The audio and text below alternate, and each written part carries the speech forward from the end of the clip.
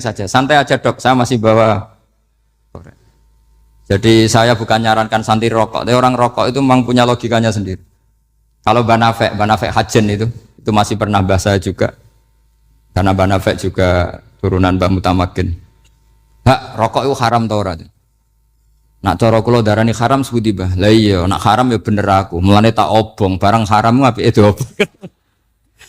Jadi saya tuh saya sama orang-orang sepuh itu tidak pernah menang. Jadi apa ya? Mereka itu orang yang sudah lama gimana ya? Mau dikatakan bulat itu ya, tapi memang nggak pernah kalah mereka. Ada satu kiai, masih misananya Banafek. Ini rokok 2 katanya. Bagi yang nggak ngerokok berarti membiarkan 2 haram masih. Bagi yang merokok berarti mengurangi haram. Kalah lagi saya. Jadi saya tuh pernah dibully 2 mbah saya. Karena 2 mbah saya ini rokok semua. Akhirnya saya sing nom ngalah gitu. Karena saya tidak mungkin bilang sing waras ngalah karena kalah sepuh gitu. Jadi ya sudah, mau tidak mau harus bilang sing nom kalah. Tapi yang penting itu kita mendengar. Jadi ternyata sepinter-pinternya kita itu mesti kalah pinter sama yang sepuh-sepuh itu. Jadi kalau tahu bahayanya rokok lewat membaca ya harus berhenti merokok. Berhenti membaca katanya. Nah malaikat ini cerita lagi malaikat.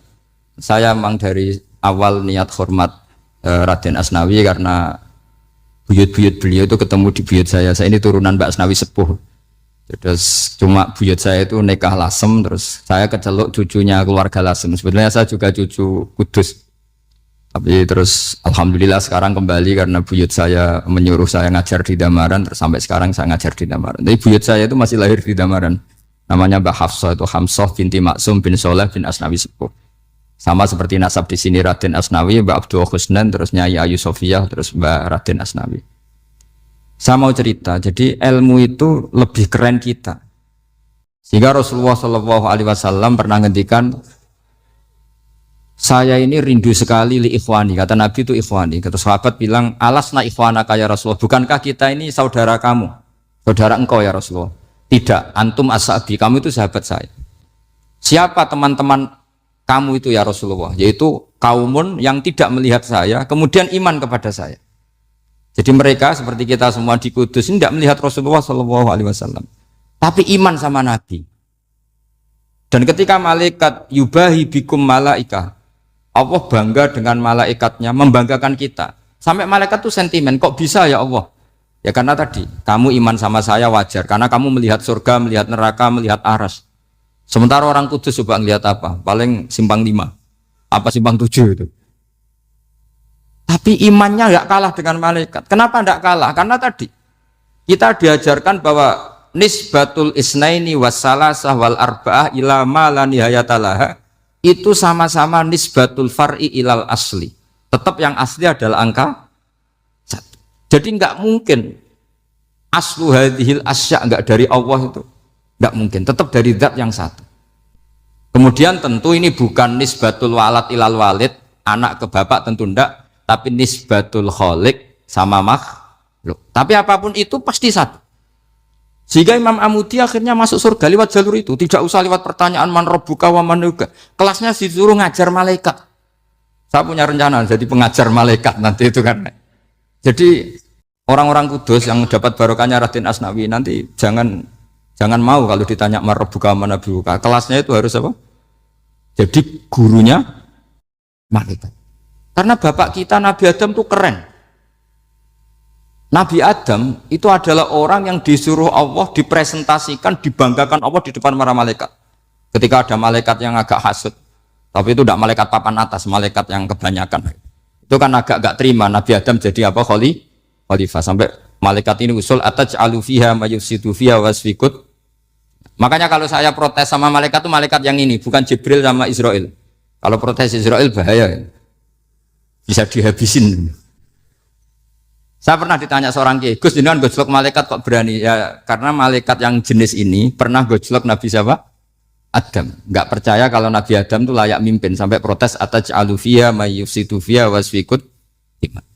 Tapi apa yang terjadi? Allah mengajarkan satu ilmu di Nabi Adam, kemudian disuruh meresentasikan. Qala ya Adamu ambihum bi asma'ihim. Adam, coba kamu presentasikan ilmu kamu. Setelah Nabi Adam fasih mempresentasikan ilmu, kata Allah, kamu bisa enggak sepinter Nabi Adam? Enggak bisa ya Allah. Makanya sudah saya bilang, ini a'lamu malah. Saya lebih tahu siapa yang layak mimpin. Jadi layak mimpin itu pertama harus kuwatul ilm. Ilmunya itu harus kuat. Nanti saya akan cerita hubungannya Raden Asnawi dengan Syekh Nawawi. Apa itu hubungan teman, apa murid guru, itu memang masih jadi polemik sampai sekarang. Kalau saya ya keyakinan saling istifadal. Ini bahasa netral, tidak murid guru tapi saling apa? Istifadal.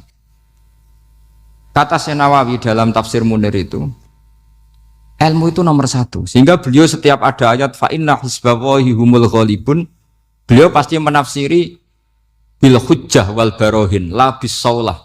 Saya masih ingat betul takbirnya, memang saya hafalkan. Tapi bukan untuk modal pidato, bukan modal sebagai wong alim. Kalau pidato gampang, pidato itu semua orang bisa. Kalau jadi orang alim itu tidak gampang. Lebih susah lagi wong alim buat pidato itu, kalau nggak pernah mbah saya tidak mau. Karena memang saya terkenal nggak suka pidato. Satu memang nggak bisa, nomor dua nggak ingin, nomor tiga ya rugi. Karena pidato itu nasib-nasiban ini. Kalau nasib baik kamu tidak paham itu, wah Gus Bah ilmunya tinggi sehingga kita tidak paham itu kalau nasib baik. Kalau nasibnya tidak baik, nak ngendikan bulat sama paham, itu tepak-tepakan. Dan Syekh Nawawi itu benar, Raden Asnawi juga benar, semua guru-guru kita benar. Karena agama ini sebetulnya bukan masalah negara, tapi masalah logika yang sehat.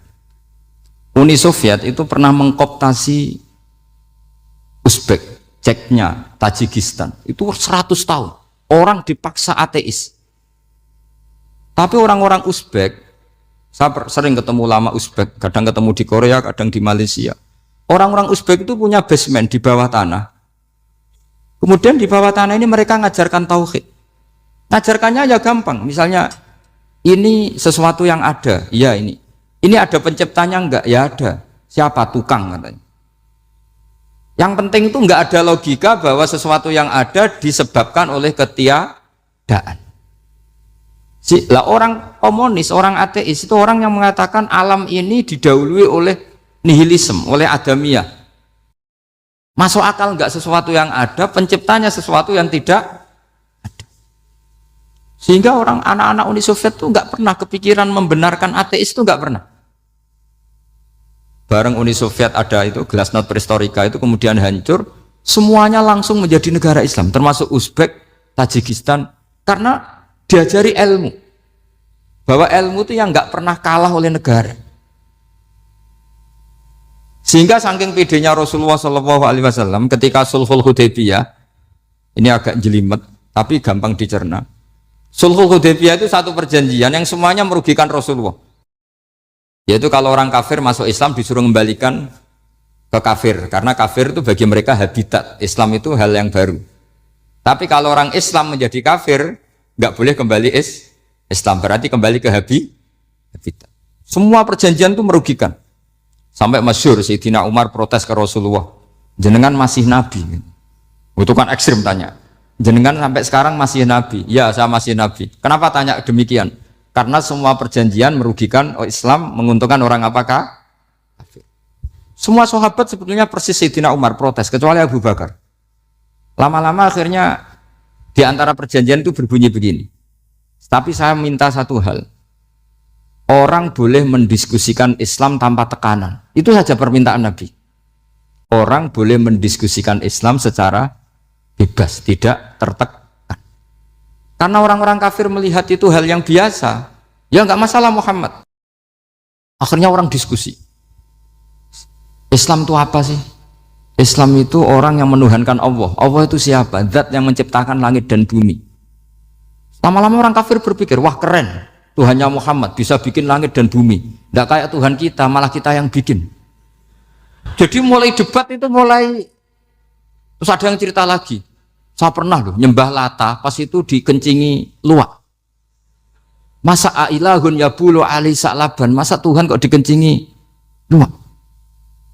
Yang agak-agak ahli kitab ya diskusi lagi.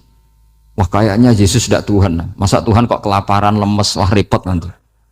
Jadi makanya Allah ketika gojlok wa ummuhu siddiqah kana yakulani ta'am. Mal Masih ibnu Maryam illa rasul qad khalas min qablihir rusul wa ummuhu siddiqah kana yakulani. Coba paradok ndak misalnya. Kamu didolani Nabi Isa terus ketok lemes. Kenapa? Tuhan, saya agak sakit keroi dulu. Kan enggak kebayang itu. Punya Tuhan yang sakit setelah makan sehat terus. Kan enggak kebayang seperti itu. Ketika Nabi punya konsep Tuhan, Tuhannya Muhammad itu siapa? Yaitu zat yang la awalalah, zat yang pertama. Lalu Tuhan itu siapa? Tuhan itu yang menciptakan langit bumi. Tuhan itu siapa? Yang memulai segalanya. Lama-lama mereka berpikir, wah kalau gitu yang benar itu Islam. Maka kata Imam Zuhri, Syihabuddin Az-Zuhri, famaka nafathun fil islami a'zoma min sulhil Hudaybiyah. Innamaka nasu yatafaduluna fil hadis wal munaza'ah. Semua teks riwayat itu ada kata wal munaza'ah. Orang bebas ngomong dan berdebat. Munaza'ah itu berdebat. Terus akhirnya falam yatakallam ahadun bil islami yaqilu syai'an illa dakhala fihi. Kemudian setelah berdebat dan mereka tahu Islam pasti akhirnya masuk. Dan itu yang sekarang terjadi di dunia. Makanya saya pernah ditanya seorang profesor, Gus, kalau di Jogja ada sekolah perbandingan agama, menurut Anda gimana?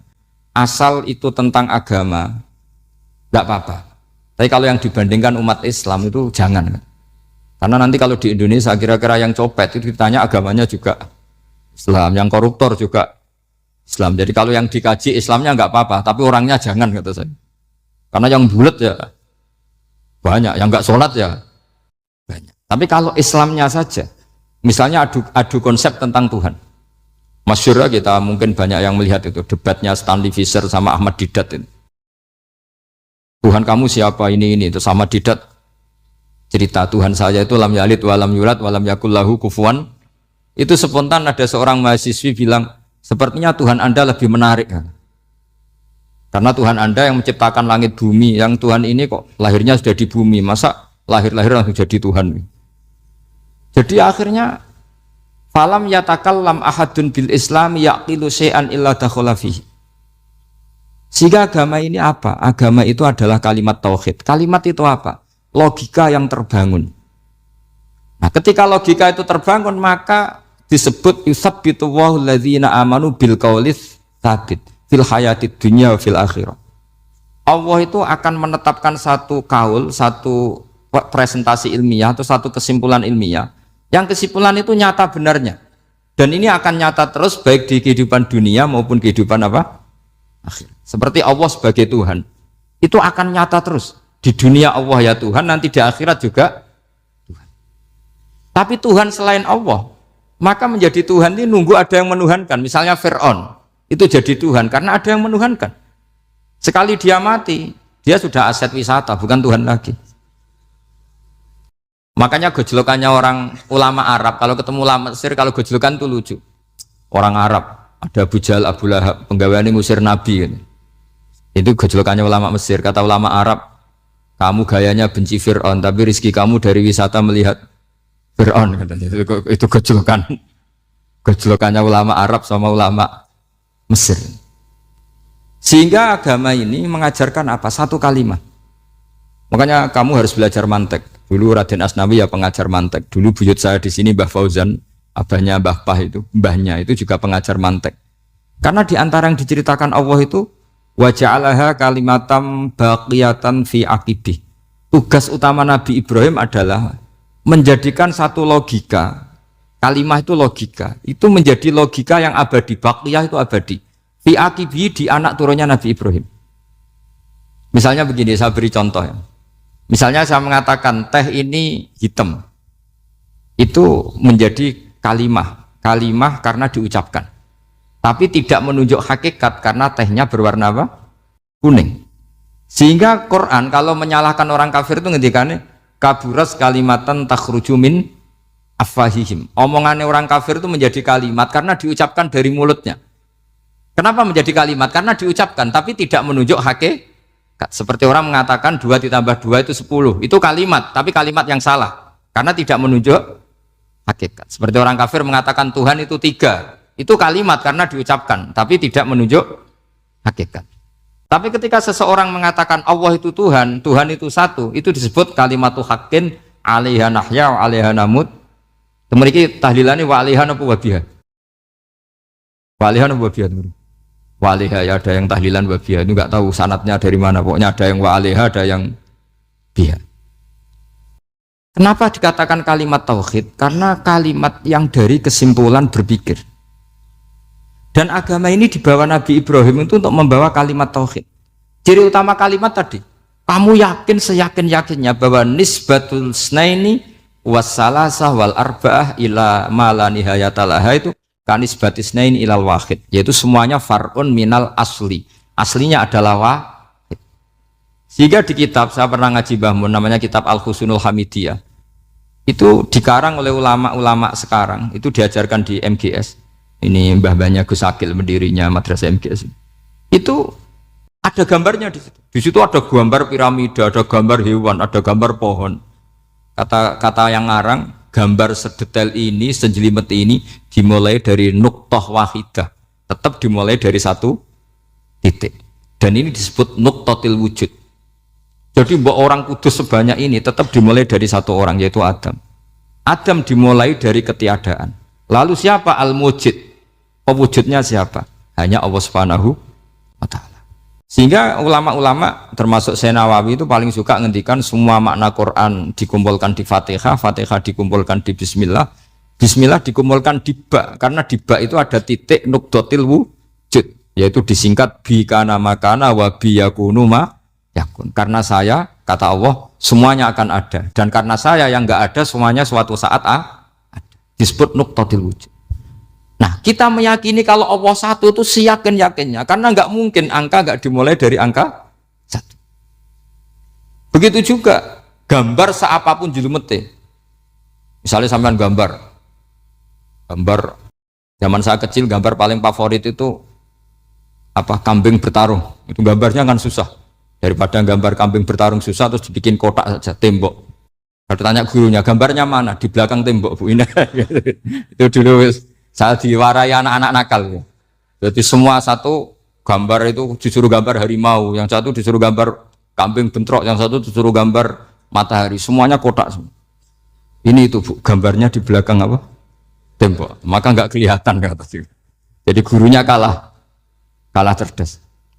Guru itu sebenarnya nggak pernah menang, karena murid itu lebih pinter. Itu teman saya dulu kalau ngaji itu, kalau tes itu ngerpek baca, gurunya marah, kamu tes kok baca? Enggak ngerpek, Bu, ini belajar di kelas. Katanya belajar kapan saja di mana saja. Acuh. Jadi apa ya, orang itu kadang yang salah itu lebih masuk akal kadang-kadang ini. Saya teruskan ya supaya ini dapat barokahnya Raden apa? Asnan. Saya mohon sekali ya, kalimatu haqqin itu harus kamu jaga. Caranya jaga ya tadi. Kalau kamu tidak bisa ilmu mantek, misalnya al-alam mutaghayyir wa kullu mutaghayyir hadis la budda min muhdits, itu kan jelimetan.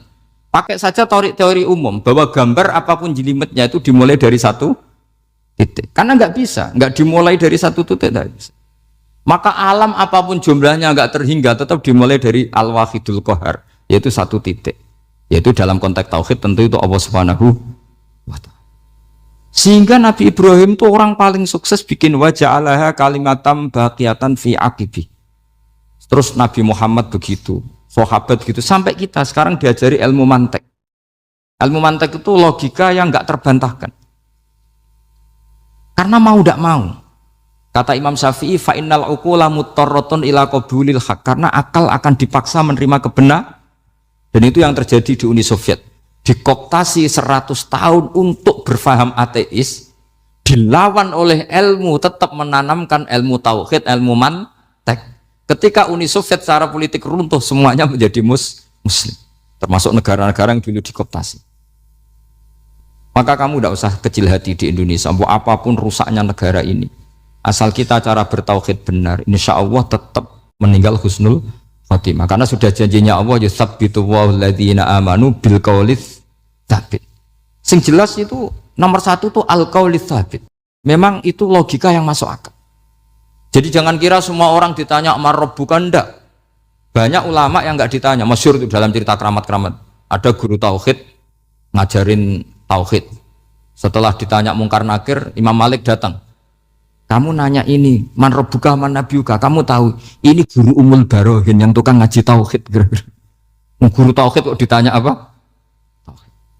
Malaikatnya nggak jadi tanya. Dan saya percaya cerita-cerita seperti itu karena secara umum itu ala inna auliya Allahi la khaufun alaihim walahum yahzanun lahumul busyra fil hayatid dunya wa fil akhirah. Artinya kalau wali itu kok ditanya mungkar nakir berarti ngalami ketakutan. Karena di situ kan digambarkan mungkar nakir itu sewangar, bawa godam. Kalau yang tanya nggak bisa dipukul sampai ajur sak walang-walang. Pokoknya ceritanya kan seru seperti itu. Berarti kalau betul begitu terus ayat la khaufun alaihim walahum yahzanun kayak apa? Makanya dalam kitab Nashihul Ibad itu ada cerita ini. Sampean boleh nggak sependapat dengan saya, tapi semoga nasib sampean nanti digebuki malaikat. Karena orang itu akan mengalami seperti yang dirasakan. Anak indadzoni abdibi. Saya tidak bayangkan akan mengalami itu. Makanya saya ini ngajar tauhid terus. Paling tidak kalau ditanya marabbuka man nabiyuka, sampean tahu profesi saya. Saya ini pengajar tauhid. Dan biji saya 9. Dulu saya di MGS, kalau ada teman bijinya tauhid kok 4, gak ahli swarga, tauhidnya jeblok. Dari kalau bijinya 4, gak ahli swarga, tauhidnya apa? Jeblok. Tapi yang bijinya 9, ahli swarga, tauhidnya itu, saya dulu bijinya 9. Terus 9, terus sampai tamat. Karena gak ada biji 10. Karena kalau 10 itu kan terlalu sempurna, gak baik lah manusia kok sempurna gitu, jadi sudah 9 aja kan. Tapi sebetulnya pantasnya ya dapat 10. Mergo saake, mergo tenan tidak tahu saya. Di Nashihul Ibad itu ada cerita gini dan saya percaya itu. Di sarahnya itu. Juga di sarah apa itu yang di sarah Syekh Nawawi itu. Pokoknya saya kalau ingat Raden Asnawi pasti ingat Syekh Nawawi. Saya tidak memastikan apa murid guru apa saling istifadah, yang jelas itu teman dekat, teman fil ilm. Sayyidina Ali itu pernah minta kasaf sama Allah. Saya percaya tidak semua orang alami marabbuka ditanya itu. Ya Allah, saya minta kasaf itu ngerti alam gaib. Ingin tahu Umar. Jadi diam-diam Sayyidina Ali itu ya mangkal sama Sayyidina. Wong kok keras ngon. Angger wong kok tahu disentak. Jajal wani nyentak malaikat Tora itu kata Sayyidina. Jadi dia minta kasaf karena kenangannya dia melihat Umar itu semua orang pernah disentak sama Sayyidina Umar itu. Sayyidina Ali minta kasaf. Ya Allah, saya ingin melihat Umar menghadapi mungkar nakir. Masih garangkah apa enggak? Itu dah, itu tidak. Minta kasaf. Pas kasaf beliau bangun dari kubur, duduk, dilihat sama Sayyidina Ali ini ngalami kasaf. Sama ndak usah tanya, ndak wali kok tanya, ya sudah pokoknya percaya aja. Akhirnya malaikat mungkar nakir datang. Itu di situ digambarkan matanya itu kalkidril mughalla, kayak apa itu panci yang dibakar. Wah, so seru. Semua nang Sayyidina Ali. Baru ini kamu akan takut gitu. Tapi ternyata enggak. Umar bangkit disewentak orang tua itu. Kamu tahu menghadapi siapa? Yang sopan. Oh, ada sontak. Kaget malaikatnya itu karena nggak pernah ngalami disentak. Mungkin itu pertama. Kaget. Memangnya kamu siapa? Saya ini teman kekasih Tuhanmu. Saya yang diandalkan temannya sebenarnya bukan dia. Ana shohibu habibillah. Saya ini temannya kekasihnya Allah. Jadi dia ngandalkan temannya sebetulnya bukan ngandalkan dirinya. Oh, kamu temannya Nabi Muhammad? Iya, saya Umar, temannya Nabi Muhammad. Kamu harus hormat sama temannya kekasih Allah. Terus mulai itu. Akhirnya matur Allah. Ya Allah, apakah prosedur seperti ini bisa dinego? Sama Allah. Oh iya katanya. Kamu kalau menghadapi kekasih saya ya jangan seperti itu katanya. Semenjak itu beliau sopan santun, dua mungkar nakir itu. Jadi ini berita gembira. Jadi sebetulnya itu enggak. Tapi kita ini kan enggak punya nyali nyentak mungkar nakir. Semoga dengan gelar kita doktor tafsir, doktor tauhid gitu. Atau paling enggak guru kutsiyah tauhid gitu. Atau siswa terbaik dalam materi tauhid. Itu harus kamu bawa status.